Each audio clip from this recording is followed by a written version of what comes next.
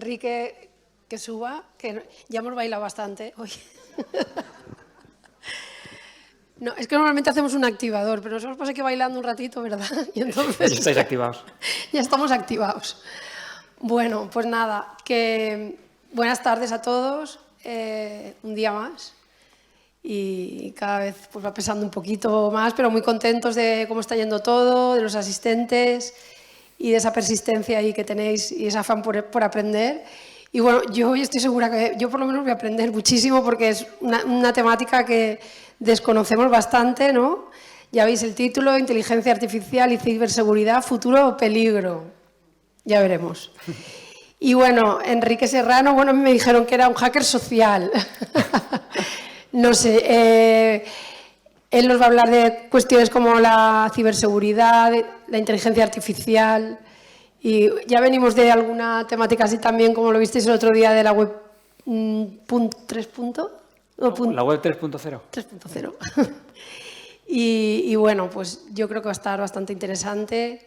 Sabemos que son unas horas complicadas, pero estoy segura que vamos a estar ahí bien despiertos. Y te quiero dar las gracias Un placer estar aquí. Porque cuando te contactamos, la verdad es que has sido muy amable en todo momento y muy predispuesto a venir Claro. y al final también es un esfuerzo porque viene de Madrid y nada. Gracias que a aquí vosotros, estás. oye, un placer estar aquí. Pues bienvenido y te doy la palabra. Perfecto. Bueno, y la gente que está en casa. También, sí, sí. ¿Dónde está la cámara de casa? Pues no lo sé. Allí, yo creo, ¿no? Sí, las 3 creo. Perfecto. Los de streaming, pues también, que hola a todos. Fenomenal, claro que sí. ¿Cómo estáis? Muy bien. Pues vamos a comenzar esto por aquí. Sí, perfecto. Muy bien, bueno, pues a nivel de ciberseguridad, España estamos de moda. ¿Y a qué me refiero? Estamos de moda en muchos aspectos. En concreto, temas de ciberataques, temas de que nos están atacando más que a otros países. Somos un tipo digamos, de personas o de forma de ser que nos gusta probar diferentes cosas. Por ejemplo, tema de automoción, se comenta que primero muchos fabricantes de coches vienen a España, ven qué tal funcionan aquí y luego ya lo van extrapolando. Digamos que tenemos esa mentalidad de querer probar. Pero esto también puede ser un problema. Al final hay muchos ataques que están llegando cada día, cualquiera podemos ser ciberatacados. El pensar que quién me va a poder hackear a mí, si, oye, yo no soy un presidente o alguien que yo pienso que es muy hackeable, eso, por ejemplo, pensar eso es un error. Y vamos a hablar hoy de ese tipo de cosas, cómo la inteligencia artificial, en concreto en el área de la ciberseguridad, puede tener cierto sentido positivo o quizá no tan positivo. Y, de hecho, os lo voy a demostrar. Muy bien, pues mi nombre es Enrique Serrano Aparicio, me han presentado antes. Muchísimas gracias a los que estáis por aquí, los que nos estáis siguiendo por streaming. La verdad, yo empecé en el mundo de la ciberseguridad muy jovencito. Tenía 14, 15 años y empecé a programar. Y dije, un momento, si yo puedo programar una pequeña aplicación, ahora mismo está muy de moda las apps móviles, ¿por qué si yo puedo hacer un programita que saque una foto, no puedo hacer una foto, por ejemplo, de un amigo mío? ¿No? ¿Y por qué no a través de su cámara web? Porque si estamos todos conectados, ¿quién ha decidido esos límites que hay en Internet, esas barreras que hace que todos vivamos con seguridad? Pues hace 14, 15 años, cuando yo empecé, no había tantas barreras como ahora y se podía hackear, digamos, de una manera un poquito más fácil. Y todo esto empezó en una comunidad de amiguitos, por así decirlo, está por aquí abajo el logo, se llama Mundo Hacker. Éramos unos amigos que quedábamos los viernes por la tarde, de 7 de la tarde a 10 de la noche, todos los viernes, donde cada viernes uno de nosotros hackeaba algo diferente o enseñaba al resto cómo hackear algo que los demás no supiéramos. De esa manera íbamos avanzando, íbamos nutriéndonos poco a poco y estábamos obligados a innovar. Bueno, pues ¿qué ocurrió? Pues eso, 14, 15 añitos, fui creciendo y de repente nos llamaron de Discovery Channel. Y entonces en Discovery Channel tuvimos una serie, que es esto, Mundo Hacker, que hackeábamos a la gente por cámara oculta. Era por la calle con el fin de enseñar cómo esto puede pasar de verdad a cualquiera y, por supuesto, cómo protegerse, que es una de las cosas que es siempre súper importante.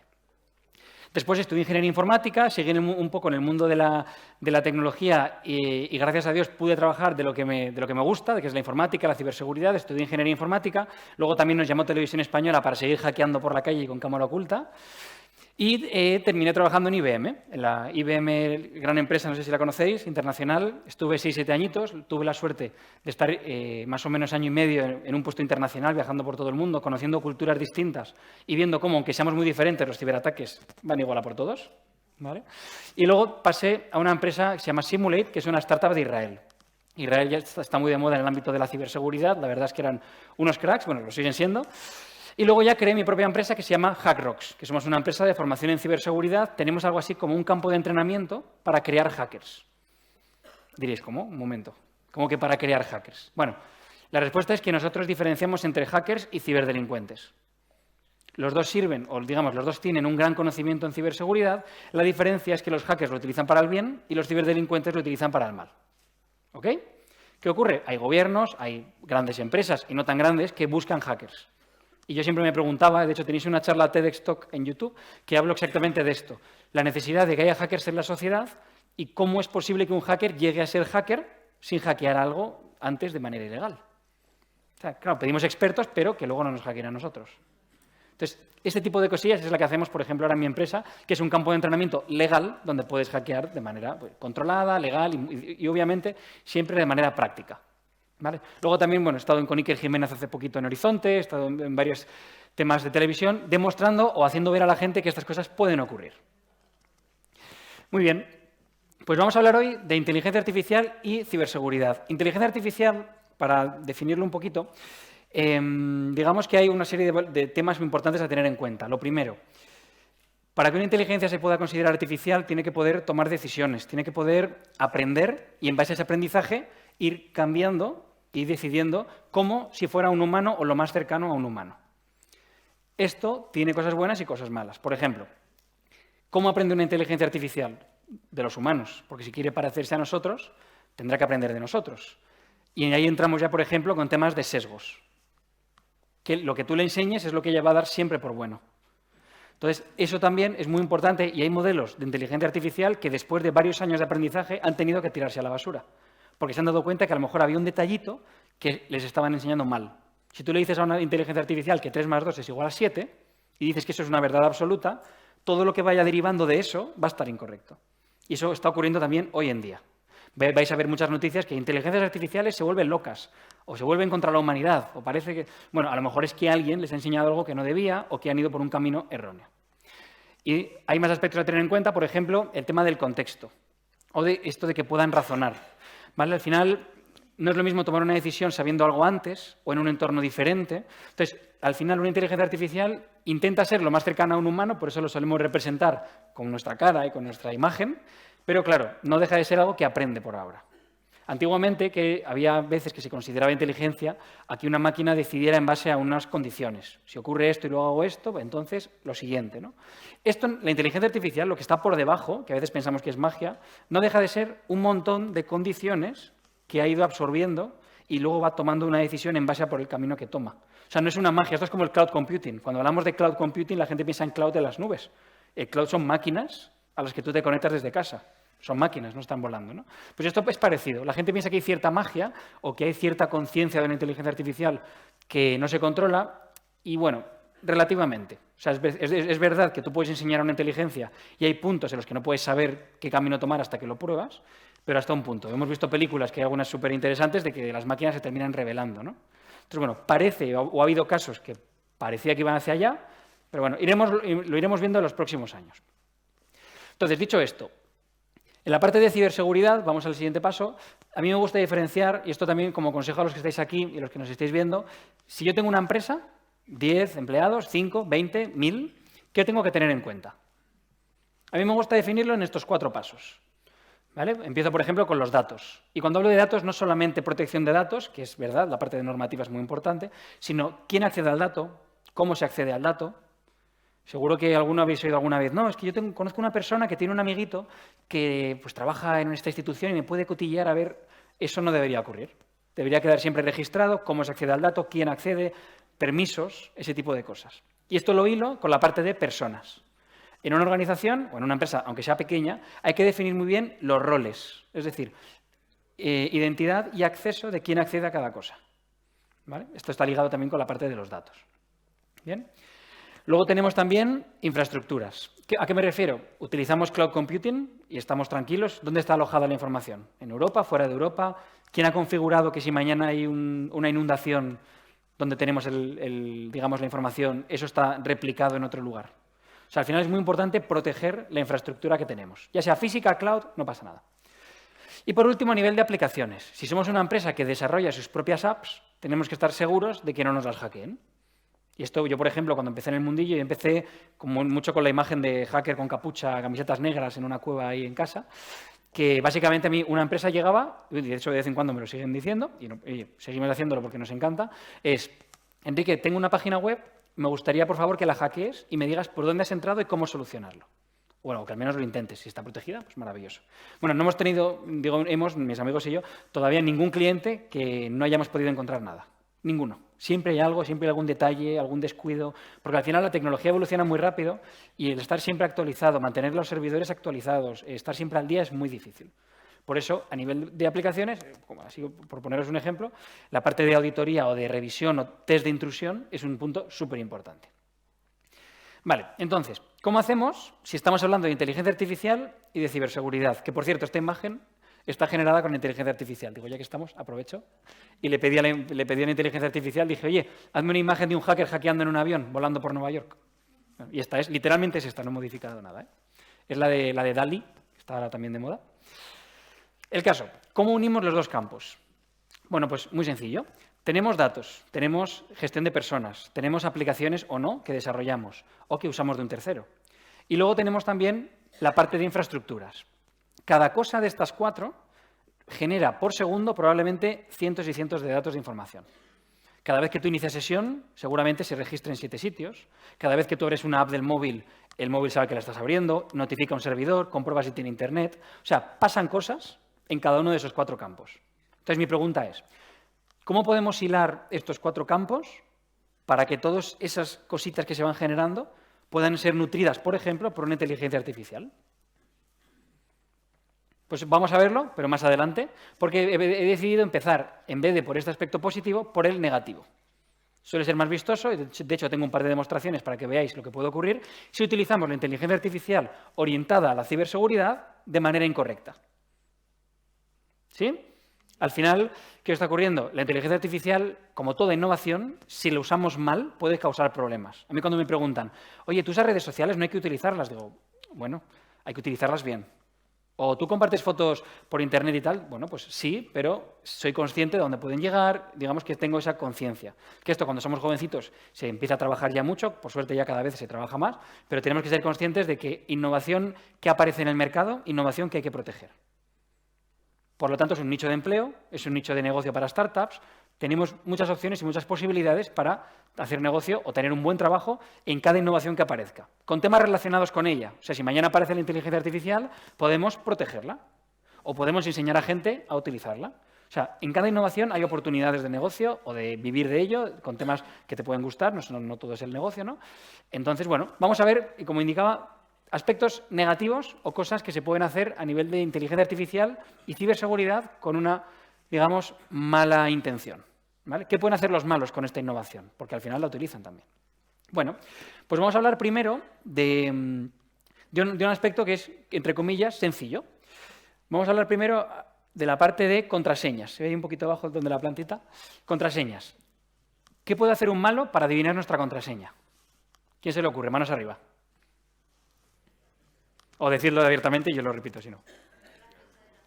La fecha de nacimiento, muy bien. ¿Qué más cosas?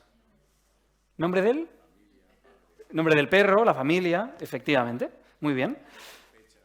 Fechas. De hecho, mira, una anécdota rápida.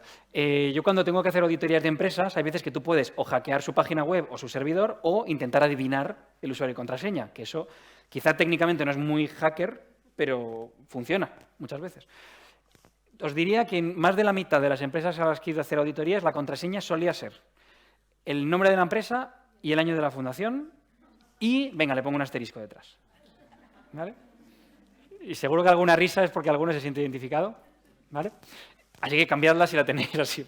Es lo primero que va a probar un malo. ¿Vale? Te vas al registro, ves cuándo se ha creado y rápidamente pruebas.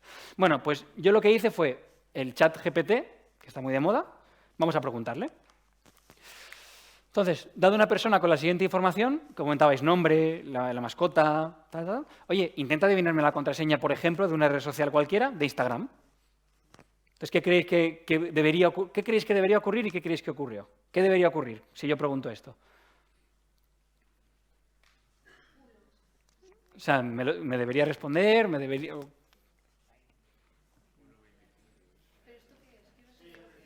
Ok, voy a poner el contexto. Estoy preguntando ahora a una inteligencia artificial, ¿ok? Solo que lo he grabado para tenerlo ya aquí preparado. Oye, adivíname la contraseña de una persona que se llama Juan López. Entonces yo a una inteligencia artificial, que esta es la de ChatGPT, que está de moda ahora, que lo estamos viendo mucho en las noticias, le digo, piensa con esta información qué posibles contraseñas puede tener y voy a probar. Bueno, esto es lo que me respondió.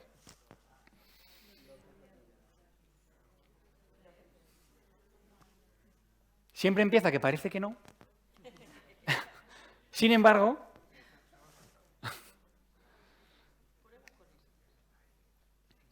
vale, bueno, hasta ahora tampoco nos ha dado... Teniendo en cuenta estos consejos, algunas posibles opciones para la contraseña son estas. O sea que sí nos la termina dando, ¿vale?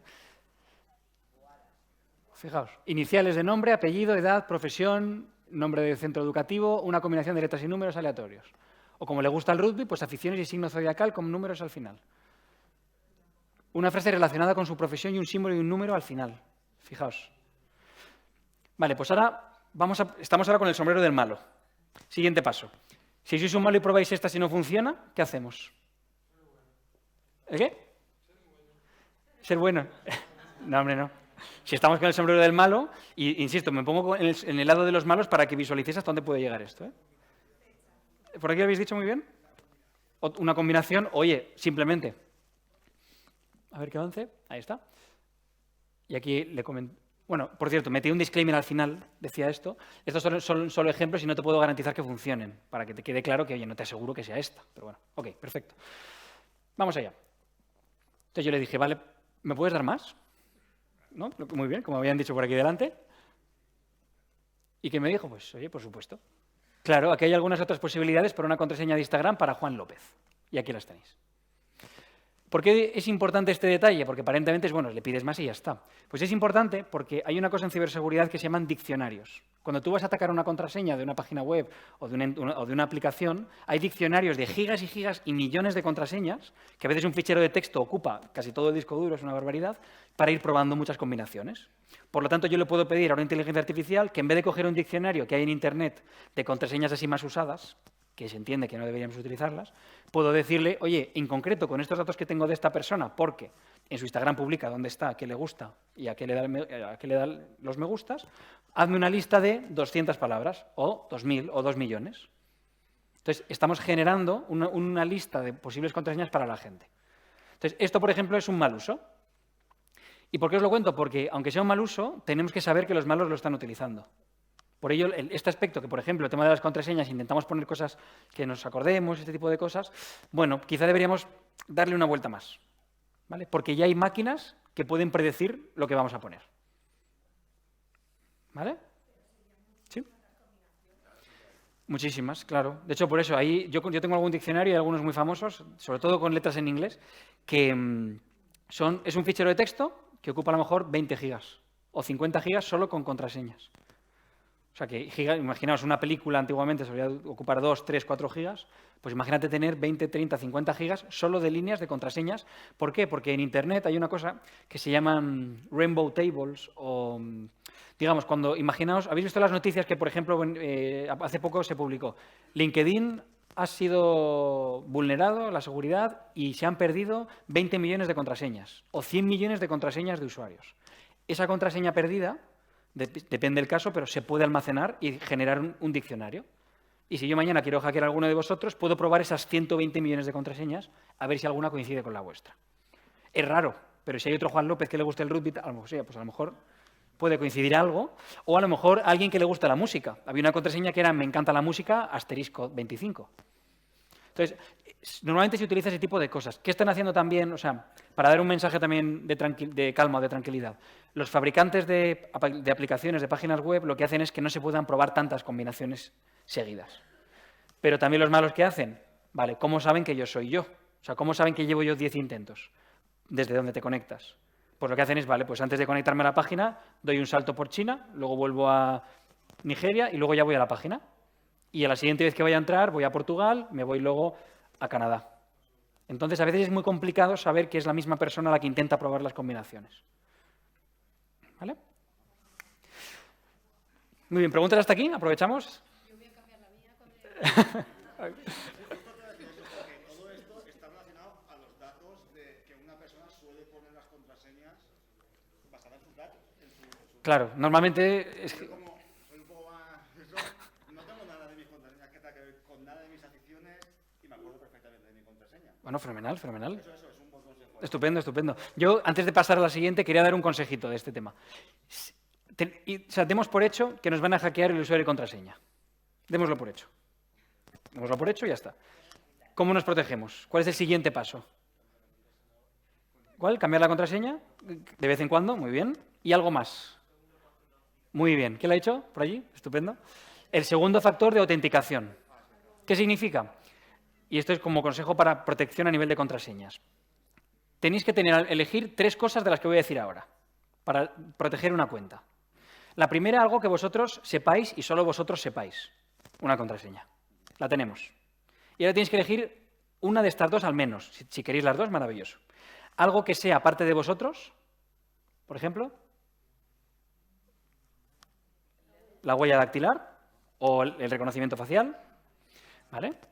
De hecho, hay aplicaciones que te dicen, antes de abrir la app, valida que eres tú con tu huella. Entonces tienes la del banco, en muchos bancos es usuario, contraseña más huella. Vale, tercera cosa. Algo que tengáis encima en este momento. Que si mañana nos hackean desde Alemania, aunque tengan el usuario y contraseña, no pueden entrar porque no tienen una cosa que casi todos los que estamos aquí tenemos, o todos. El móvil, o hay cosas más frikis, que es tener una aplicación que genera códigos en un dispositivo. Bueno, hay más opciones, pero digamos que el móvil. Entonces, si yo tengo un usuario y una contraseña, el móvil, aunque me roben el usuario y contraseña, como no van a recibir el mensaje de texto, estoy protegido. ¿Vale? Y si te roban el móvil, muy buena pregunta, hay unos codiguitos que cuando tú configuras el móvil como doble factor de autenticación, te dicen, oye, si pierdes el móvil, tienes aquí estos 10 códigos que puedes usar solo una vez. O un correo electrónico asociado o algo así. De hecho, hago una pregunta. Levantad la mano los que tengáis doble factor de autenticación en alguna aplicación, o red social o correo. ¿Quién tiene este doble factor activado en Instagram, Facebook, Gmail? Bueno, ¿vale? Dejadla levantada, por favor. Yo lo tengo también. Y de los que estéis con la mano levantada, ¿quién tiene el doble factor de autenticación configurado en WhatsApp? Una persona en toda la sala. Tres personas. 4 conmigo. Tú por trabajo. Tienes que tenerlo, ¿no? Bueno, pues ¿por qué explico esto? Porque a veces pensamos que hay que proteger con usuario y contraseña una red social o un correo, pero las aplicaciones de mensajería también. Sí. Está la opción en el apartado de cuenta. Si vais a WhatsApp, cuenta, podéis activarlo. Si queréis, después de la charla voy a estar por aquí un rato y os puedo echar una mano. ¿Qué pone WhatsApp? Que esto os va a sorprender. Porque claro, en WhatsApp, ¿cómo sabe WhatsApp que somos nosotros cuando iniciamos sesión en un dispositivo? Te llega un mensaje. ¿Qué pasa si los malos han conseguido un duplicado de nuestra tarjeta? Que esto está ocurriendo ahora mismo en España, ¿eh? Claro, le envía un mensaje a quien te ha robado la tarjeta, por lo tanto acabas de perder el WhatsApp. Solución. WhatsApp te permite crear un código PIN. Es un codiguito de números que cada vez que tú instalas WhatsApp en un nuevo dispositivo te pone, oye, fenomenal que hayas recibido el mensaje de texto, ¿cuál es tu contraseña? Que en este caso es un código PIN. De tal manera que en WhatsApp el orden es al revés. En vez de ser algo que tú sabes, como un usuario y una contraseña, ellos te envían un mensaje, porque saben que tienes algo. Y luego te piden lo que tú sabes, que es un código PIN. Han invertido el orden, pero al fin y al cabo están juntando 2 opciones. ¿Ok? ¿Entendido? Vamos, si queréis activarlo, en la sección de ajustes del WhatsApp, podéis dar al apartado cuenta y ponen doble factor de autenticación o, depende de la aplicación, a veces, inicio de sesión en 2 pasos. No, es cada vez que inicies el WhatsApp en un dispositivo nuevo, solo que lo que hace WhatsApp para que te acuerdes de ello, sobre todo, es que te lo va pidiendo de determinados días. Oye, tu PIN, ¿te acuerdas de él? Y te sale. O pasa un mes, te lo vuelvo a pedir para que lo tengas ahí como memorizado. Creo que es un PIN numérico de 6 números. ¿Vale? no pongáis vuestro año de nacimiento repitiendo el último dígito. ¿Vale? Ok. Bueno, y vamos a hablar de otra cosa ahora. ¿Sabéis lo que es el phishing? Para quien no lo tenga claro, al final es enviar un correo electrónico pidiéndote con algún engaño tu usuario y contraseña. Puede ser mediante un enlace que tú accedes y simulas ser el banco, o directamente envíame tu usuario y contraseña, ¿vale? Que esas cosas pueden ocurrir. Y muchas veces cuando hablo del phishing, mucha gente dice, bueno, ¿quién va a caer en estas trampas? Bueno, pues si los malos lo envían es porque funciona. No pierden el tiempo. ¿Vale? Pues bien, ¿qué ocurre si yo aplico inteligencia artificial para temas de phishing? Bueno, pues vais a ver posibles ataques que a lo mejor os pueden llegar. Quería mostraroslo hoy porque al final yo fui a la inteligencia artificial y le dije, escríbeme una plantilla de texto de un email de phishing para engañar a la gente y que me dé los datos. ¿Qué me dijo inmediatamente? Pues lo siguiente. Lo leo porque está pequeñito. Estimado usuario, hemos detectado un problema con su cuenta de correo electrónico. Para poder proteger su cuenta, le pedimos que actualice su información de inicio de sesión. Simplemente haga clic en el enlace a continuación para acceder a nuestro formulario y actualización segura. Formulario de actualización seguro. Y pone, inserta aquí el enlace de tu sitio falso. ¿Vale? Si no actualiza su información de inicio de sesión en las próximas 24 horas, su cuenta podría quedar suspendida. No duden en contactarnos si tiene alguna pregunta. Atentamente, nombre de la empresa falsa, equipo de soporte técnico. ¿Vale? O sea, que ya podemos automatizar contraseñas, automatizar trampas y, por supuesto, luego ya lo siguiente es decirle, métete en esta página web y envía esto a 100 personas aleatoriamente. Y de repente tenemos una máquina atacándonos a las personas sin habernos casi esforzado más de un minuto escribiendo una frase. Sí, es que han pasado cosas parecidas. El caso, ¿qué está ocurriendo o cuál es la solución? Intentar a esta inteligencia artificial enseñarle el bien del mal y que evite hacer el mal, ¿no? Por eso, si ponéis esto ahora mismo en ChatGPT, lo que he puesto yo antes, ya no va a funcionar. Porque después de un tiempo, lo probé justo ayer, ya no funciona, me dice lo siguiente. Me dice, lo siento, pero no puedo proporcionar una plantilla de texto de correo electrónico de phishing. Y luego dice, la creación y distribución de correos electrónicos de phishing es ilegal y va en contra de las políticas de OpenAI. Han creado una política. O sea, ya tenemos unas políticas, que antes no hablamos de eso. Además, la promoción de actividades ilegales va en contra de los valores éticos y morales y puede tener consecuencias graves para los destinatarios del correo electrónico y para quienes distribuyen el correo electrónico de phishing. Mi objetivo es proporcionar información precisa y útil a las personas, no participar en actividades perjudiciales o ilegales. Bueno, oye, pues suena bien, ¿no? Suena mejor. ¿Sí? La anterior fue hace unas semanas. O sea, hace poco. Se ha actualizado. ¿Por qué? O porque hay gente que ha avisado de esto, o porque los propios creadores han visto que esto puede ocurrir. Y cuando veis el siguiente ejemplo ya os vais a quedar también, yo creo, bastante impresionados. Porque, claro, y aquí es lo que voy, esto está bien, pero hasta un punto. Porque tú le puedes enseñar a la máquina que está mal cualquier cosa que está bien. O sea, hay que tener mucho cuidado con los límites que se le acota a una inteligencia artificial. Si no queremos un sesgo absoluto. Porque si no, luego ya va a ir siempre hacia un camino y no va a proporcionarnos quizá todas las ideas que teníamos delante. Y pongo un ejemplo. A mí a veces me contratan enviar plantillas ataques de phishing a empleados de una empresa con autorización del jefe, para ver si caen o no, y si caen, les formamos para que no caigan. Entonces, mejor que lo envíe yo a que lo envíe un ciberdelincuente. Claro, pero ya no puedo creerlo con esto, ¿no? Entonces, hay veces que se utilizan estas cosas para el bien también.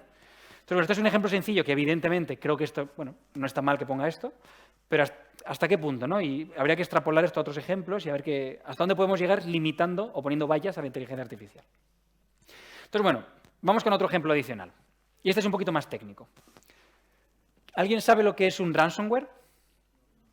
¿Vale? Un ransomware es un tipo de malware, o como se decía antiguamente, un tipo de virus, que lo que hace es que entra en tu ordenador, que puede ser mediante un fichero adjunto en un correo electrónico, que abres un fichero que ponga, aquí tienes tu factura de 1.000 euros en Amazon.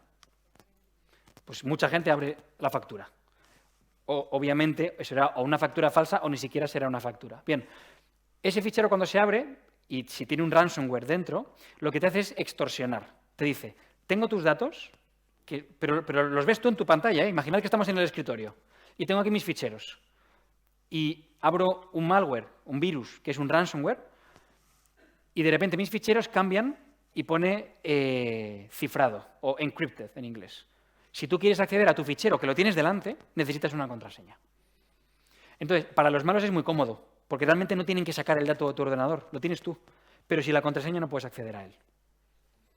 y que te dicen, en 7 días el dato se borra. Y cada día que pasa sube 300 euros la multa. Una multa, ¿no? La extorsión. Entonces, claro, esto es un problema, esto es un tipo de ataques que están ocurriendo muy a menudo. ¿Y qué pasa si le pedimos algo parecido a la inteligencia artificial? Mira, os voy a poner un ejemplo antes. Voy a quitar la presentación, ahora en un segundito. Yo tengo aquí una cosa que es un pendrive típico de estos que te dan de propaganda. Está aquí colgado, lo puedes guardar, el pendrive, sin más, ¿no? Bueno, pues una de las maneras más fáciles de hackear una empresa muchas veces es con un pendrive. Tiras por encima de la valla el pendrive o lo dejas encima del escritorio y esperas. Y la empresa está hackeada al completo. Así de fácil. Y diréis, no puede ser tan fácil. Vamos a hacer la prueba. Hemos dejado aquí un pendrive que pone fiesta de anoche. O salarios de los jefes. Ponemos ahí. Y lo dejas encima de una mesa y te vas. Y esto es real, ¿eh? O sea, esto ha ocurrido. He quitado la presentación para que se vea un poquito. Perfecto. Voy a enchufarlo, pero voy a poner antes esta carpeta para liberarlo un poco así más. Ahí está. Voy a enchufarlo, ¿eh? Fijaos en el movimiento. Enchufo, no hago nada.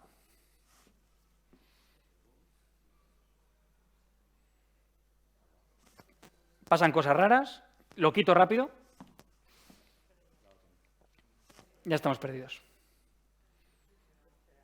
Y no hace falta tocar nada, solo introducir un pendrive en un ordenador de la empresa. Obviamente luego tiene que saltar de un ordenador a otro, tiene su complejidad, pero la pena es que suele llegar. Cifrando archivos, 2.577 archivos cifrados, paga 2.577 euros, 1 euro por archivo, en bitcoins. Si no, tus ficheros, cada día el precio se duplicará y a los 7 días se borrarán. Esto suele ocurrir más de lo que pensamos. Oye, ¿y por qué ocurre esto? ¿No? Esto, ¿cómo es tan fácil? Os lo voy a explicar. ¿No os habéis preguntado nunca que cuando enchufáis un teclado o un ratón a vuestro ordenador siempre funciona? Da igual que sea Mac, Windows, Linux, siempre funciona. Pues esa es la gracia de este pendrive. Estoy engañando al ordenador y le estoy diciendo que soy un ratón y un teclado. Entonces, eso me permite que cualquier sistema operativo, o los más comunes, me permiten instalar un pequeño software para que funcione. Ejecutar unos comandos, muy poquitos, pero lo suficientes para hacer esto. De hecho, fijaos, si desmonto el pendrive, que se puede romper así un poquito, vais a ver lo que hay por dentro. Ahí está. O sea, un pendrive no es más que el conector del ordenador y una pequeña placa base. ¿Sí? Si le damos la vuelta, este pendrive tiene aquí una pequeña tarjeta de memoria con unos comandos que va a ejecutar. Muy poquitos, porque en este caso Windows no te permite ejecutar muchos, pero lo suficiente para poder descargar, instalar esto y arruinar a una empresa o a una persona. ¿Vale? ¿Y si le pedimos a la inteligencia artificial que haga esto que me he tenido que currar yo?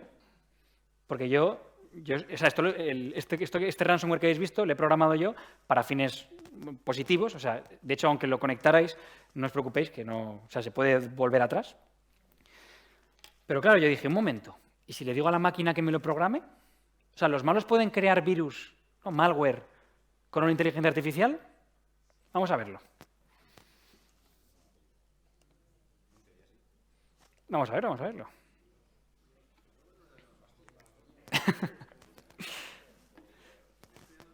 Muy bien. Bueno, aquí le he pedido a la inteligencia y lo he dejado en inglés aposta. Como consejo, si queréis probar temas de inteligencia artificial, obviamente positivos, normalmente en inglés funcionan un poquito mejor. ¿Por qué? Porque en español lo que hacen es que internamente lo traducen y luego te responden. Pero tú no sabes cómo lo han traducido. Y yo he visto algún ejemplo, que me acuerdo cuál era. Había un ejemplo que era algo sobre mirar fijamente y en caso que lo tradujo en inglés como el cielo estrellado en Navidad o algo así. ¿Por qué? Porque también traducen aplicando inteligencia artificial en base al contexto de la frase. Pues interpretó mal y entonces cambió de mirar fijamente a el cielo estrellado de la noche de no sé dónde.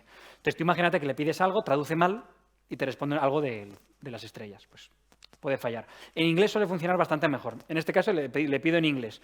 Hazme un pequeño script, es como hazme un ficherito con diferentes líneas de código, ¿vale? Como un trocito de código, que lo que haga es cifrar un fichero, que es lo que hace este ransomware, que te lo cifra con una contraseña y sin ella no puedes acceder a él.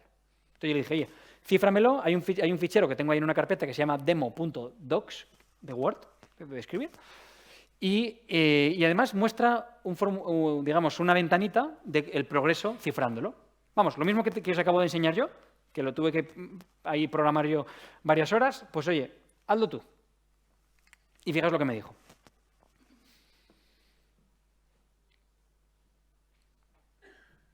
O sea, esto que estáis viendo es código directamente de programación en Python. ¿Vale? Python es un lenguaje de programación, ahora, si no me equivoco, es el más usado del mundo, según las últimas estadísticas. ¿Vale? Directamente te da el código fuente. Lo he cortado, obviamente, ¿vale? Para que no salgáis de aquí con códigos fuentes maliciosos. Entonces, digamos, este código es un trocito de un código bastante más largo que te permite generar malware, por ejemplo. Y oye, lo mismo ocurre para el bien. Si en vez de generar esto le digo, hazme el código de una página web para mi negocio, pues también lo puedo hacer. ¿Ok? Pero bueno, ahora estamos comentando cómo los malos pueden hacer estas cosas. ¿Vale? Entonces, bueno, este código, vamos a ver si funciona o no, ¿no? Porque a lo mejor pone el código y no funciona mucho. Bueno, tengo que decir que tuve que cambiar algún detallito, que a la primera no funcionó, pero estaba bastante, bueno, casi perfecto. ¿Vale? Entonces, si vengo aquí a esta carpeta, aquí hay un pequeño fichero, ¿vale? Lo voy a ampliar un poco más. Ahí se ve mejor, ¿no? Hay un pequeño fichero que se llama IA Script. Cuando hablamos de script en programación es eso, como un trocito de código, ¿vale? No un programa que hay que instalar, lo que es un rollo, algo más rápido. Y tengo aquí, como veis, un fichero de Office. ¿Vale? Este fichero además ocupa un 1,89 megas, perfecto. Vamos a ejecutarlo, a ver qué pasa si esto nos hubiera llegado al correo, que es un malware generado por inteligencia artificial. Doble clic.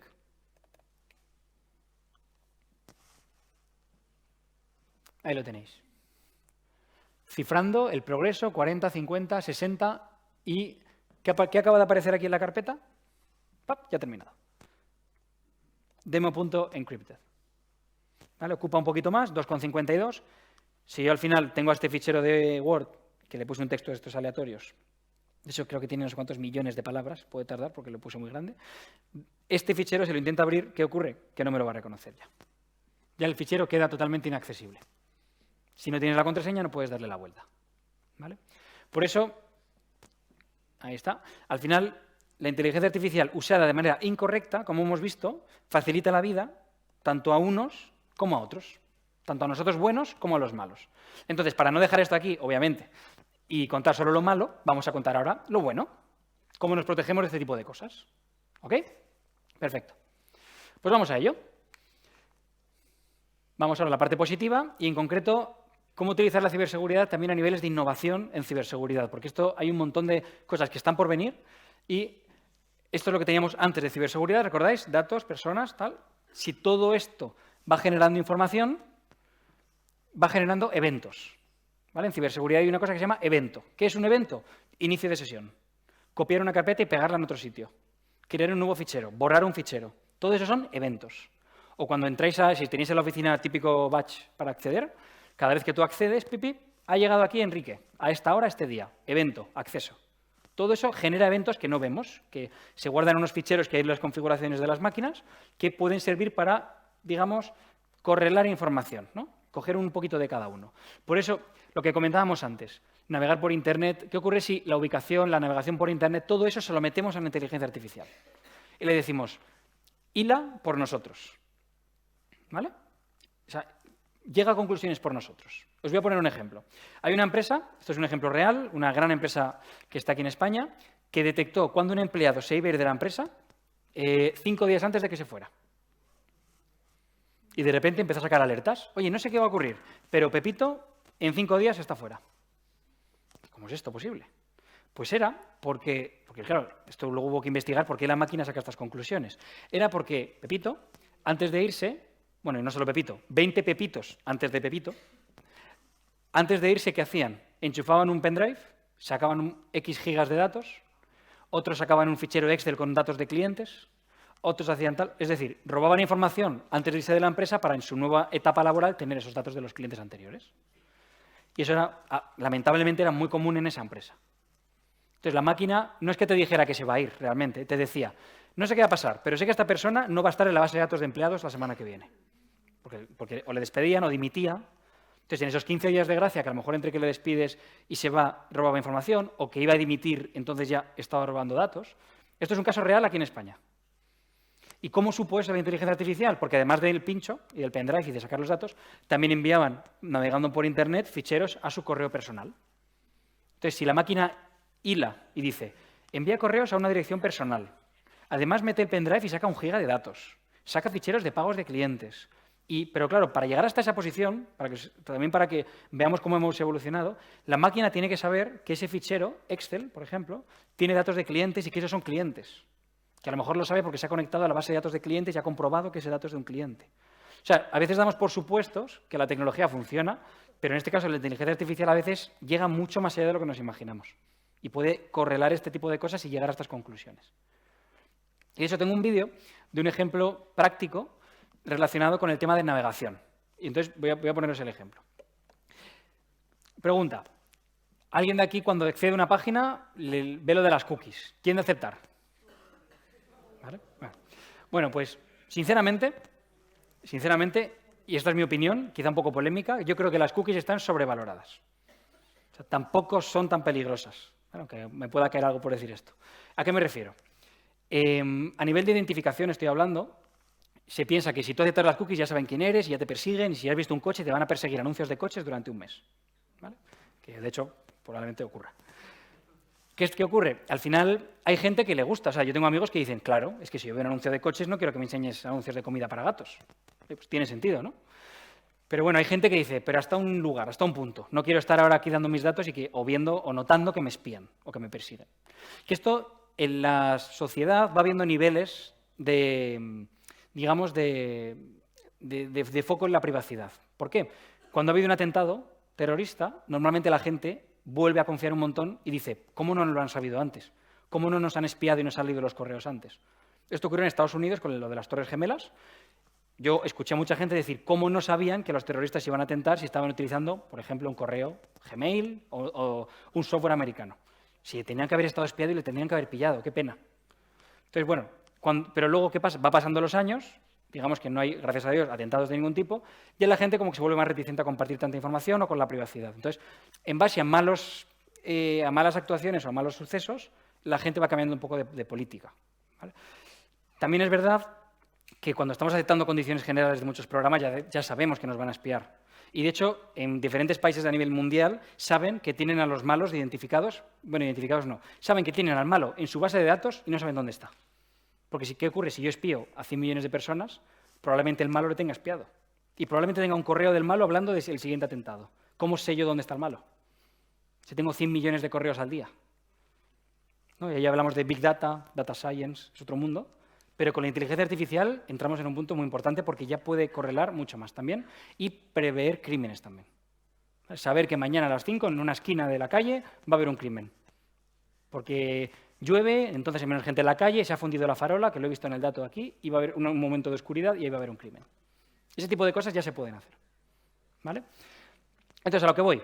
El tema de las cookies, ¿por qué digo que están sobrevaloradas? Porque cuando alguien, y no quiero preguntarlo hoy, accede a una página que no debería, para ver una película online, quizá no muy legal, o hacer acciones que no quieres que te vean, vas en modo incógnito, ¿verdad? Mucha gente dice, pestañita, nueva ventana, modo incógnito. Que eso no guarda cookies, no guarda ficheros temporales, cierro la ventana y nadie me persigue. Y ahí no hay cookies, muchas veces. Pues, ¿qué hacen los creadores de páginas web? Y esto no es maldad, esto es simplemente evolución. Saben que eres tú sin las cookies. ¿Y cómo lo pueden saber? Ok, por la IP. Pongamos que cambiamos la IP cada vez que accedemos. Con VPNs o como sea, efectivamente. Pues lo saben por cómo interactuamos con la página web. Y ahí ha entrado la inteligencia artificial a tope en el mundo publicitario. En Instagram, o bueno, más que concreto en Instagram, tampoco quiero dar un nombre concreto, pero en muchas empresas de venta online, por ejemplo, o también sí redes sociales, saben cuánto tiempo paras en una foto, si sigues bajando, si haces zoom, si no haces zoom, si te has metido en el perfil y has vuelto. O a nivel de páginas web saben si has ido a ver a tu artista, luego no, o el tema de los vuelos. Has entrado a ver el vuelo de este lugar, has cambiado la hora, has cambiado el día. ¡Ay, me ha subido el precio hoy! ¿Qué ha pasado aquí? Entonces, saben y dices, pero si he entrado desde otro ordenador, ¿y cómo es posible? Bueno, pues os sorprendería, yo he hecho la prueba, he tenido la suerte con un equipo de investigación en Israel de hacer la prueba de mover el ratón X veces y el ordenador saber que era yo. Entonces, era una prueba muy sencilla. Te dicen, inicia sesión en esta página web. Aquí tienes el ordenador y una silla. Y solamente hay usuario y contraseña. Lo haces un número de veces y ya dice, ya sé que eres tú. Solo por cómo has cogido el ratón, cómo has ido hacia el formulario, cómo has tecleado de rápido. De hecho, fijaos en este vídeo, que era lo que os iba a enseñar, cuántas cosas únicas probablemente hace esta persona. Va andando, el móvil va moviéndose, utiliza los pulgares, vemos que la barra de arriba la baja con el pulgar, no con el índice. Tiene, digamos, una aceleración el móvil que va subiendo y bajando. O sea, digamos que es muy... Lo voy a parar ya para no marearnos. Digamos que es muy fácil saber que esta persona es ella. Porque esto a lo mejor os sorprende, pero es curioso. O sea, tenemos el móvil aquí, estamos iniciando sesión en un banco. De hecho, la gran mayoría de los bancos aquí en España tienen esto. Este es mi móvil, pongo usuario y contraseña. Este movimiento del aparato se puede ver con el acelerómetro del teléfono y puede ser bastante identificativo de cada uno de nosotros, por la presión que hacemos al pulsar, por ejemplo. O no es lo mismo poner la contraseña de pie, como este chico, o sentado. Cambia bastante. Y la inclinación del móvil, el giroscopio del móvil, la velocidad a la que tecleamos. Por ejemplo, hay gente que pone usuario y contraseña y da al enter. Pero hay gente que pone usuario y contraseña, coge el ratón y lo mueve al botón. Esos pequeños indicadores, a nivel informático, que serán cientos y miles, hacen que, aunque no aceptes las cookies, sabemos que eres tú. Y esto en el mundo de la publicidad, ya no solo ciberseguridad, está siendo un boom. Porque yo ya sé que eres tú y te puedo perseguir con el anuncio aunque no tengas cookie. Y esto es un negocio interesantísimo para las empresas de este tipo de cosas que te venden intereses, te venden gustos de gente. Entonces, yendo al área de ciberseguridad, pues es parecido. Al final, en ciberseguridad, ¿qué tenemos? Tenemos una serie de eventos, como lo que os he comentado, de una persona que va a dejar la empresa, que si yo voy hilando todos ellos, puedo sacar unas conclusiones espectaculares. Por ejemplo, sabemos que nos están robando información de un ordenador de la empresa y que está publicado en Twitter el nombre de usuario y la contraseña de uno de los directivos de mi empresa. Pues entre el momento que eso se publica en Twitter a dar la vuelta hacia atrás de cómo ha llegado eso a Twitter, esas investigaciones solían durar semanas, meses, o sea, años, incluso a veces que no se sabe cómo ha llegado a Twitter el usuario y contraseña del director general, por ejemplo. Pues con la inteligencia artificial ya no solamente se puede investigar más rápido, y yo esto lo he visto en persona, es espectacular, como, ¿por qué ha pasado esto? Te saca un árbol de procesos, esto ha llegado por aquí, se ha conectado por aquí, este usuario se lo envió a Pepito, el otro se lo envió por el chat interno de la empresa, luego salió de aquí, se lo envió a su correo personal y hemos llegado. Todo eso lo puede hacer una inteligencia artificial. Y más allá. Y puede pararlo justo antes también. Obviamente no al 100%, pero sí puede saber. Cuidado que esto va para Twitter. O cuidado que esto está robando datos. O cuidado, este empleado deja la empresa en 5 días. ¿Vale? Entonces, al final, no todo es malo. No todo es crear un fichero trampa o un malware. Sino que también la inteligencia artificial va a saber estas cosas. Y no solo eso, también va a saber, a nivel de ficheros, cómo se comporta un fichero. Ese malware que ella misma ha creado, si llega a un ordenador que tiene inteligencia artificial protegiéndole, probablemente pueda detectar que hay un comportamiento sospechoso. Esto en el ámbito de la ciberseguridad se llama en inglés User Behavior Analytics, UBA, ¿no? Ese comportamiento del usuario que genera unos indicadores súper importantes. Entonces, ¿qué hacemos con esto? ¿Qué decidimos con la inteligencia artificial? Al final, hay pros, hay contras. Hay un contra que tenéis ahí abajo que habla del empleo. Y lo he puesto en contra, pero tenía mis dudas. No sé qué opináis vosotros. O sea, va a haber trabajos que una inteligencia artificial probablemente le quite a un humano. Y es el miedo que muchas veces nos meten en el cuerpo. Mi consejo siempre es que al final estamos, por eso lo he puesto en contra, obligados, queramos o no, a evolucionar. O sea, no es tanto que una máquina nos vaya a quitar un puesto de trabajo, sino que va a generar a lo mejor 5. Pero para generar esos 5, a lo mejor uno va a tener que caer. Y es lo que siempre suele ser el dilema, ¿no? Este dilema moral. ¿Qué hacemos con las máquinas? Y, de hecho, cuando vamos a algún restaurante, hace poco me acuerdo, ¿dónde fue? Estaba en... Esto fue, creo que fue en Portugal, en una gasolinera. Fui a... En Lisboa, no, en la parte del norte, cerca de Oporto. En una gasolinera fui a pagar con el móvil o un dispositivo que había ahí y vino el chico corriendo.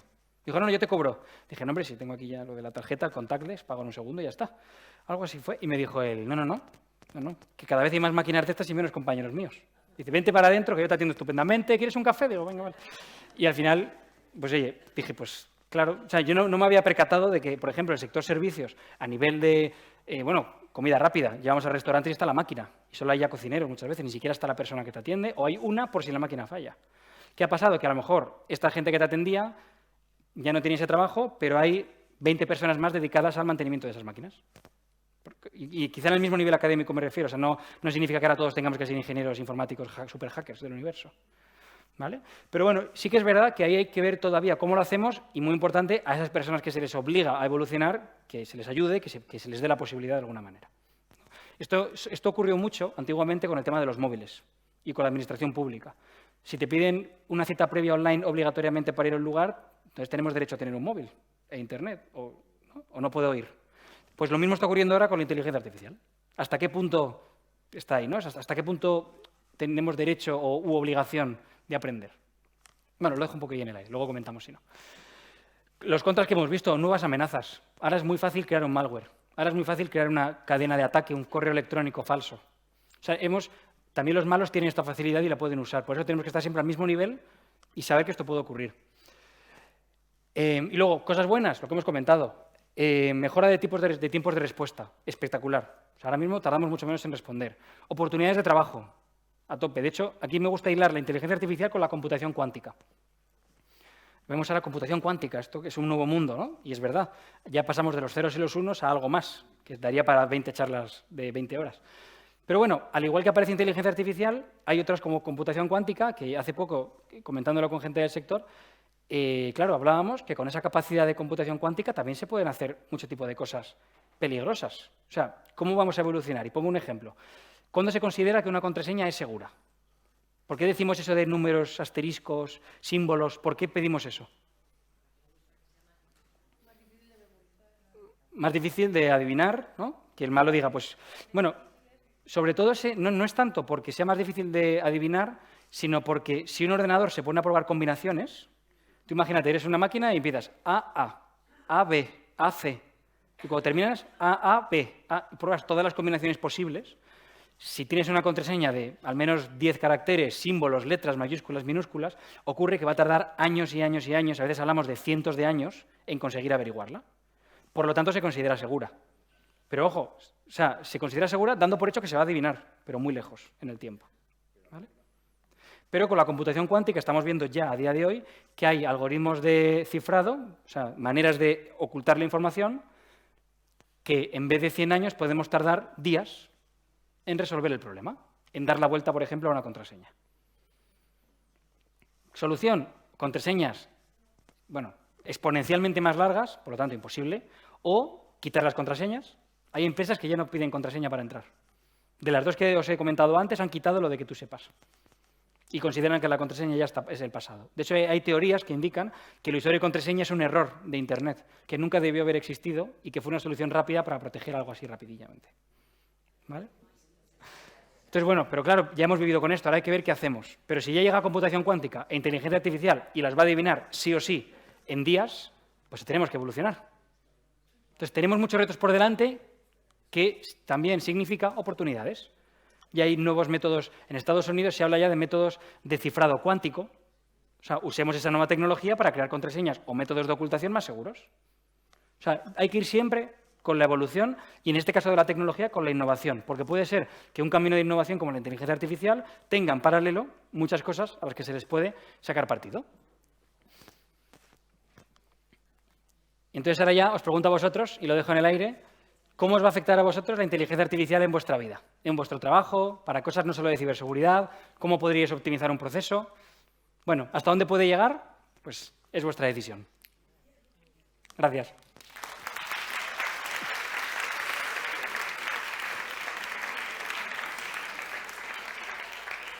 Tenemos un micrófono por aquí, si queréis, aunque luego voy a estar dando una vueltecita, pero como luego hay un ponente, me han dicho que tenemos 5 o 10 minutitos para alguna pregunta. Mira, aquí tenemos una ya, la primera.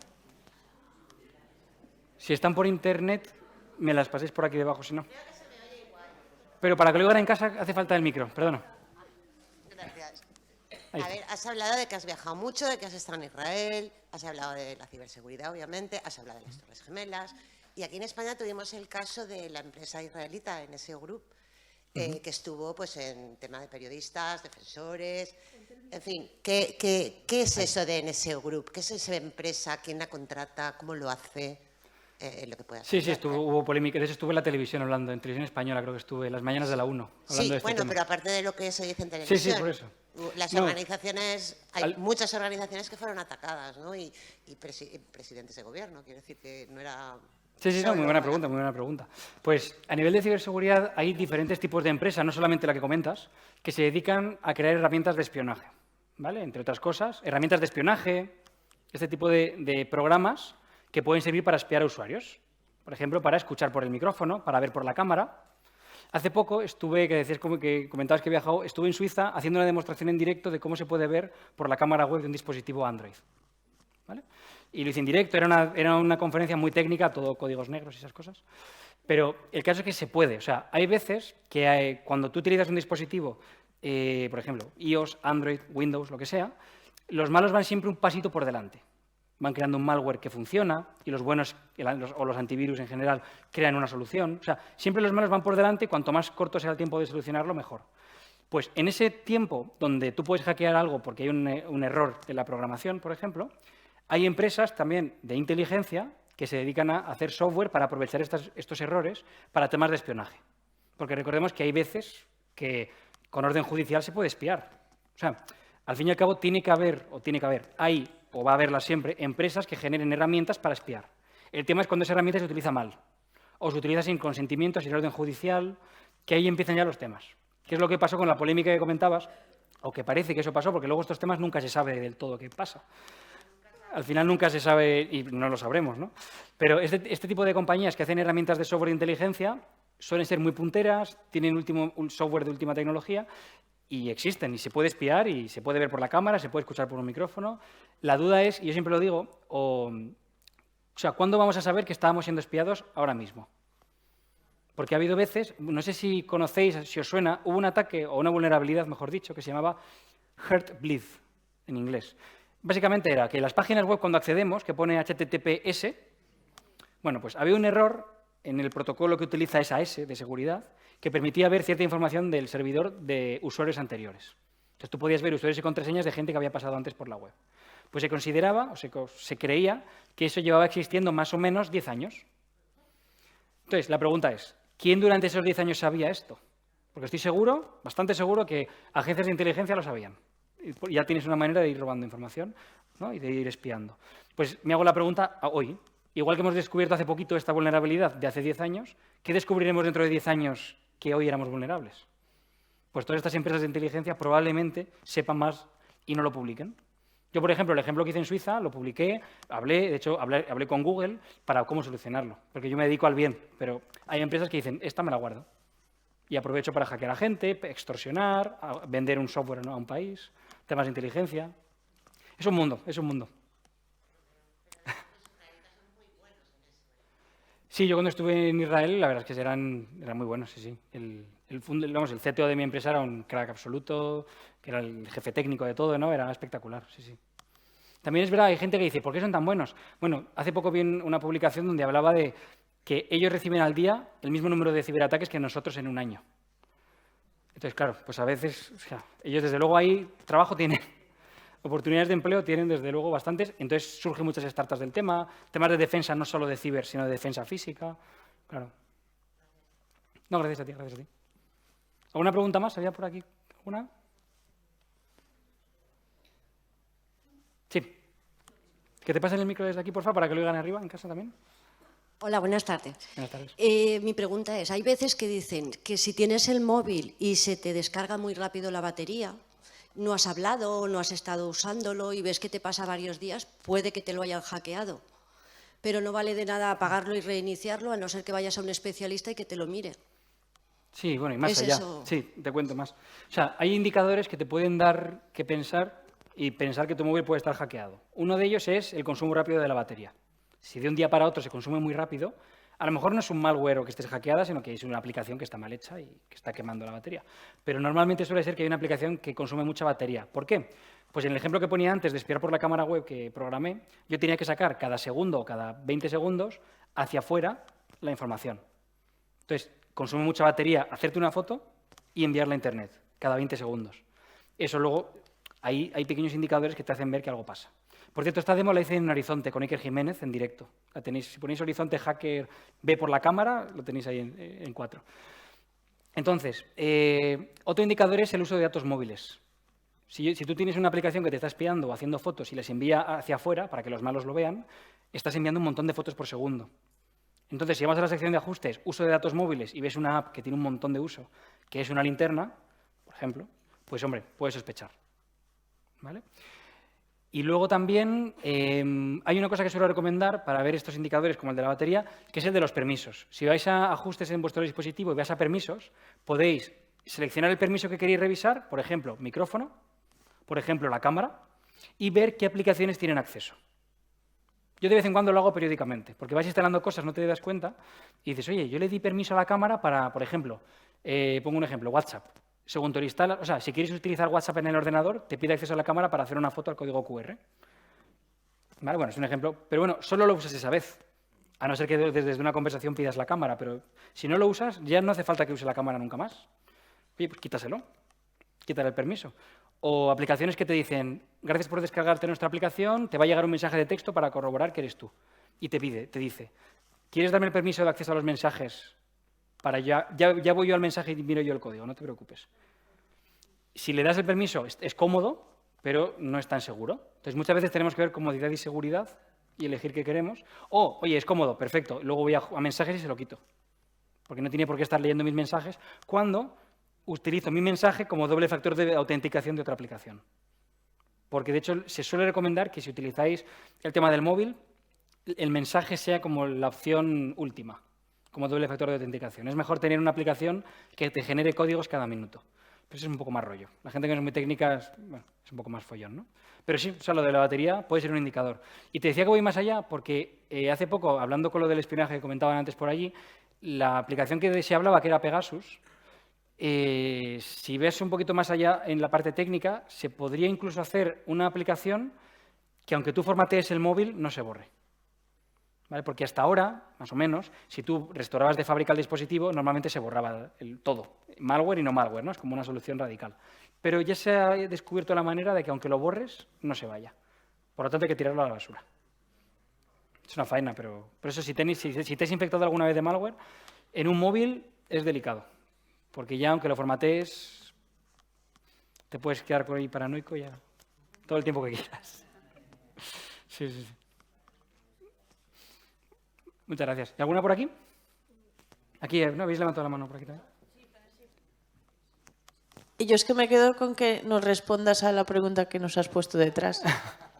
Bueno, pero esto es cada uno, depende de su trabajo, a qué os dediquéis. Si os dedicáis, por ejemplo, ahora también se utiliza esto, bueno, ya se utilizaba antes un poco, tema de logística. Por ejemplo, tenemos una flota de camiones o de conductores, ¿cuál es el camino óptimo para llegar a un punto, no? Para eso no hace falta inteligencia artificial, pero si además se la metemos, podemos ver, mira, no, porque yo sé que los martes llueve, más atasco, o sea, empieza a coger una serie de factores que no tenemos en cuenta y a lo mejor, fíjate, pues a un conductor que aparentemente es un mundo muy físico, muy hardware, ¿no? El conducir un camión para llevar una carga, pues a lo mejor la inteligencia artificial te puede ayudar en una ruta o en cambiar un destino, cambiar un producto, mejor ordenarlo de manera diferente. Es un ejemplo así rápido, ¿no? O no sé, o sea, es que cada uno, por eso digo, prefiero no responderla porque cada uno le afecta de una manera diferente. A mí me afecta con la ciberseguridad. Ahora ya hay software de grandes empresas que, como os indicaba, pueden correlar información y detectar una amenaza antes de que exista, o si ya ha existido, poder investigarla de manera muy rápida hacia atrás. Sí, de hecho, se utilizaba inteligencia artificial cogiendo ingredientes súper raros y sacó platos estupendos. Pusieron a varios chefs diciendo, ¿qué ingrediente crees que es interesante para ti? Cogieron varios y se hicieron unas recetas súper raras, dulce, salado, todo, y luego resultaba que estaban buenas. Bueno, porque le habían dicho, estas 20 cosas están riquísimas, haz una mezcla. Pues en cocina se utiliza. O, por ejemplo, se utilizan también estas cosas y la computación cuántica también, porque es un nivel de datos muy grande y hace falta mucha capacidad de cómputo para temas de salud. Que de un análisis de sangre simple seas capaz de prever un cáncer dentro de 30 años. Porque la bilirrubina y lo otro y cambia, por ejemplo, el alimento. Entonces, en temas médicos se está utilizando un montón, también. Pero insisto, también suele ir acompañada con una capacidad de cómputo grande, como podría ser computación cuántica, porque son muchos datos. Un ordenador normal de hoy en día empieza a sonar el ventilador ahí a tope y tardaría años en procesarlo. Pero ahora ya no, con estos ordenadores cuánticos nuevos, hilado con esto ya puede ser espectacular. Entonces, yo creo que ahora mismo hemos llegado a un punto de la innovación tecnológica muy importante que va a dar pie a muchas otras cosas. Hablamos de metaverso, realidad virtual, las gafas. Si juntamos todo, podemos llegar, bueno, no sabemos todavía. Y por eso digo lo de las oportunidades. O sea, quien se prepare ahora este campo, la gente joven que quiera trabajar en temas que ni siquiera sabemos que existen, es el momento. De hecho, otro ejemplo, la computación cuántica de IBM, yo que estuve trabajando en IBM, el lenguaje de programación para programar en un ordenador cuántico es libre, está publicado por IBM. Y de hecho puedes enviar al día unas peticiones y puedes usar un ordenador cuántico gratis. Porque están buscando también, oye, entiendo que esa estandarización, ¿no? Ahora estamos viendo quién se va a posicionar, cuál es la mejor inteligencia artificial, cuál es el mejor ordenador cuántico. Vamos a tener que llegar a esos nuevos estándares que todos quieren ser ese estándar. Muy bien, ¿alguna pregunta más? Un minutillo tenemos, yo creo. Bueno, era una reflexión y una pregunta. Recuerdo el año pasado que tuvimos un ponente que era el propietario de una empresa que abastecía a Ford y él decía, esto es como la lotería, que siempre crees que no te va a tocar y un día te toca, pues a mí me tocó el hacker. ¿Ah, sí? Y le hicieron una extorsión y acabó pagando porque lo pasaron bastante mal. O sea, ahora claro, están es que... reflotados, pero pudieron hasta acabar con la empresa. Sí, es una que empresa importante. A una pyme, y no solo grandes, a una pyme la hunde un ataque seguramente, un ciberataque, y a una grande a lo mejor no tanto, pero también puede Nos hundirla. llamó la atención. Y luego, bueno, a mí me hackearon Netflix, una familia chilena, porque lo veían dos niños, la ubicación? una madre y un padre, sí. Quiero decir, ¿qué pasa? Y eso que soy bastante desconfiada para abrir archivos. Y lo que te quería decir, a mí lo que me asombra es que desde hace un poco, me acuerdo que estábamos en el trabajo y comentábamos, nos dimos cuenta que cuando hablábamos de algo nos aparecían los móviles, ¿no? Y luego fue cuando empezamos a leer, nos dimos cuenta antes de que se empezara a publicar. Y se empezó a publicar que sí, que es que te escuchan y entonces ya no es con los cookies, es que ya te escuchan a través de tu móvil y te recomiendan luego. Sí, pero... ¿Esto es así? Sí, el tema de si nos escuchan o no, yo no he visto a ninguno que lo llegue a reconocer. De hecho, Mark Zuckerberg de Facebook dijo en el Senado de Estados Unidos, fue que al Senado dijo que no. Pero yo he hecho la prueba y es que hace poco hablábamos de cajas de naranjas y me salió en Amazon una caja de naranjas. Dije, y yo no he buscado cajas de naranjas nunca. Entonces, eso sigue siendo algo que nadie te va a decir 100% que sí, pero yo he hecho la prueba y yo creo que sí. Pero es mi opinión personal, no es ciencia, me refiero. Pero te escuchan las aplicaciones, es decir, ¿quién te escucha? Hay un montón de... Si vamos a ajustes micrófono, podemos revisar la cantidad de aplicaciones que te escuchan por el micro. Y a lo que voy, y las que no nos piden el permiso que también pueden escuchar, que a lo mejor aparece una vulnerabilidad dentro de 5 años que sin permiso de micrófono también pueden usarlo. Que esto ha pasado ya. Les hemos autorizado, esa es la cuestión. Las básicas es que las has autorizado, pero en el 2019, si no recuerdo mal, iOS actualizó el iPhone y en la propia página de Apple ponía se ha corregido un error que permitía a las aplicaciones acceder a la cámara sin tener el permiso. Y esto fue hace un par de años. Y vamos por el iPhone 14 o por ahí. Entonces, o sea, si hace un par de años Apple publica en su web hemos corregido un detallito que permitía ver por la cámara sin permiso. Pues imagínate dentro de 10 años lo que sabremos. ¿Te acuerdas en 2023? Sí, que pensábamos que teníamos que dar permiso y nos estaban escuchando todas las tardes. Puede ser, podemos llegar a ese punto. El tema es que nadie con certeza te lo va a asegurar, yo creo. Pues nada, muchas gracias. Probablemente. Muchas gracias. ¿Sí? ¿Aprovechamos o cortamos? Como tú me digas. ¿Hay un par más de preguntitas? Yo encantado. Si vamos bien de tiempo, yo encantado. Por aquí. Sí. ¿Podría también haber alguna solución para proteger más el Instagram? Sí, lo mismo. En Instagram, igual en ajustes. Si vas a la sección de ajustes, creo que ahí se llama inicio de sesión en 2 pasos. Y entonces creo que está en el apartado de seguridad, te lo digo de memoria. ¿Y qué te pide ahí? Ahí te pide un correo electrónico que te llegue un email diciendo este es el código que tienes que introducir para poder entrar. Claro, pero cuando tienes, por ejemplo, el móvil, el correo electrónico y el Instagram en el móvil todo. Protege bien tu móvil, claro. Claro, eso me refiero, cogen el móvil y ya tienen todo. Claro, tienen el correo, tienen el Instagram y tienen el Por móvil. eso el móvil siempre con contraseña, siempre con huella, siempre protegido y que si pones mal la contraseña 10 veces se autodestruya el móvil. Se lo puedes poner. ¿Lo sabíais? No. O sea, tú en el móvil, en la sección de ajustes y seguridad, puedes decir, si fallas mal el código o el patrón 10 veces, el móvil se borra. ¿Y ya no lo podría tener yo tampoco si lo encuentro? No, pero mejor eso a que te roben, claro. Ya, claro. O sea, el tema, hay un vídeo en internet que lo podéis buscar que es cómo romper un código de un móvil. Enganchan al teléfono por debajo un aparatito y empieza a probar combinaciones de números hasta que lo saca. Si pone lo de los 10 intentos, se borra. ¿Pero qué ocurre? Si pierdes el móvil, yo siempre recomiendo rápidamente ir a cambiar todas tus contraseñas de lo que tuvieras ahí y de cerrar las sesiones, ¿vale? ¿Por qué? Porque esto ocurrió con algunos casos de gente desaparecida que se encuentra el móvil y sabes que está ahí la ubicación y los mensajes que ha tenido la persona con el agresor o con quien sea. Ha habido casos en el pasado que se ha podido abrir el móvil aunque tuviera los 10 intentos. ¿Cómo lo han hecho? Es un poco más complicado. Tienes que desmontar el móvil, hacer una copia del chip en otro sitio, pruebas, lo rompes. Otra copia. Pruebas, lo rompes. Y así con todas las combinaciones. Tardaron meses, pero al final se rompió. Pero claro, ya estamos hablando de que van a llevar tu móvil a un laboratorio, van a entre tanto de tú ya has cerrado la sesión de las cosas.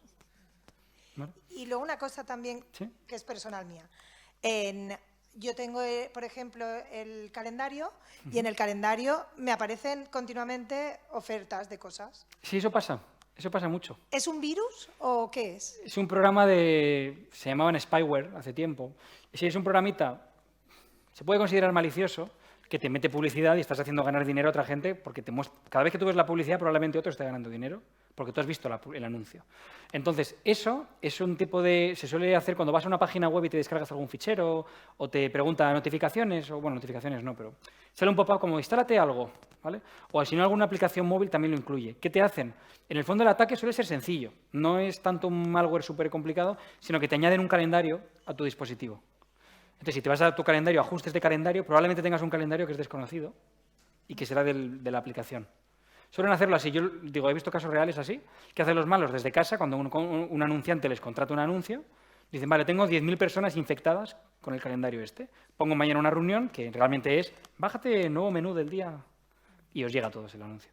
Es una manera de hacer publicidad no muy correcta, pero normalmente si desinstalas esa app maliciosa que te instala el calendario se suele solucionar y luego borra el calendario, porque hay veces que quitas la app, pero el calendario se te queda configurado ya. O sea, lo primero que hacen es eso, no es a que les borres. ¿Vale? Pues Y muchas luego, gracias. Nada. Y luego hay mucha complejidad más. Hay una cosa que es, o sea, saber si estamos 100% seguros no lo podemos saber. ¿Vale? Entonces, dando eso por hecho, ¿qué no haríais? ¿Qué imagen no compartiríais? Ok, última pregunta. Okay. Yo solo un comentario con respecto a lo que ha preguntado antes desde el punto de vista de la seguridad y de la experiencia del usuario.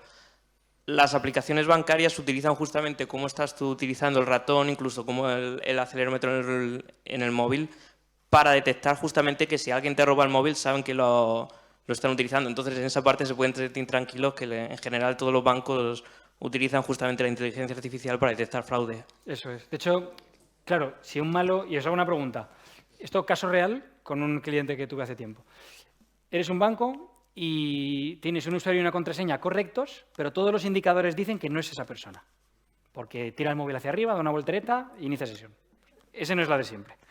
¿Qué hacéis? ¿Le dejáis pasar? ¿No le dejáis pasar? Lo normal es que no. Pues eso es un error. Los bancos te dejan pasar. Aunque parezca una locura. ¿Por qué? Porque si no le dejas pasar, esto ocurrió una vez con un banco, todos los bancos, o sea, todos los malos del mundo, casi todos, fueron a ese banco a probar combinaciones hasta que pasan. O sea, se dan cuenta de, sí, no, pues en vez de tirarlo por aquí el móvil, lo tiro por aquí. Que no, vuelvo a probar. Y empiezan a probar todas las combinaciones hasta que pasan. Entonces, ¿qué hay que hacer? Dejarles pasar. Y si les dejas pasar, dos opciones. Bueno, digo lo que hay que hacer, lo que hacen la mayoría. Dos opciones. Una, pones información falsa, dinero del Monopoly, y que transfieran todo lo que quieran. Dos, dinero real, pero esa transferencia de ese día se va a un lugar de transferencias, digamos, sospechosas. Y a veces os llaman, depende del banco, os llaman. Oye, ¿has hecho una transferencia a X país del mundo de repente así? No. Vale, ok, tranquilo. A veces te dicen que están hackeado, a veces que no. Esto ya es la política de cada banco. Pero es un buen punto recalcar esto porque no todo depende de nosotros. También las empresas y los bancos y diferentes instituciones están invirtiendo mucho dinero en esto. Porque muchas veces los bancos, ¿qué ocurre? Que al final te devuelven el dinero. Te están perdiendo dinero también ellos. A ellos no les interesa que te hackeen.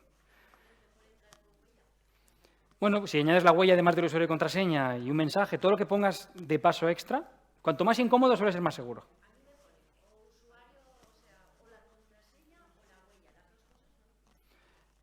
Bueno, depende del banco. Sí, a veces puedes sustituir una por otra, ¿no?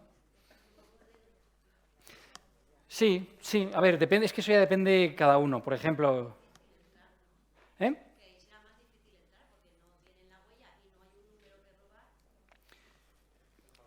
Claro, pero es que, bueno, pues, depende del caso de uso. Es que habría que ver la situación. Es que, por ejemplo, yo conozco empresas que no te dejan poner la huella, por seguridad.